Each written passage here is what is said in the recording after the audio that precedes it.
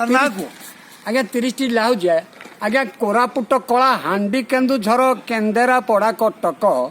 नवरंगपुर नयागढ़ नुआ पड़ा खोरधा भद्रक आज्ञा बालेश्वर बलांगीर बरगढ़ बौद्ध झार सुगुड़ा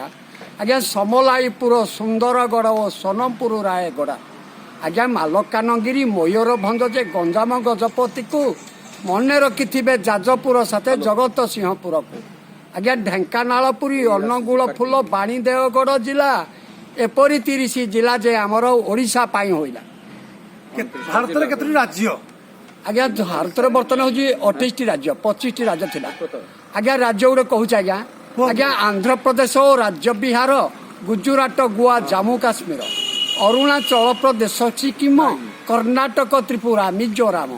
केरल ओडिशा मध्य प्रदेश हरियाणा हिमाचल प्रदेश महाराष्ट्र मणिपुर पंजाब उत्तर प्रदेश पश्चिम बंग तामिलनाडु पुणी राजस्थान आज्ञा मेघालय नागालैंड आसाम। भारत केते प्रधानमंत्री शासन कले आज्ञा भारत बर्तमान आम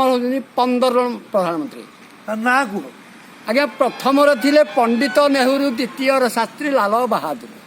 तृतीय इंदिरा गांधी थिले होई चतुर्थ होइले मोरारजी देसाई आज्ञा चौधरी चरण सिंह पंचम श्रीमती इंदिरा होइले षष्ठ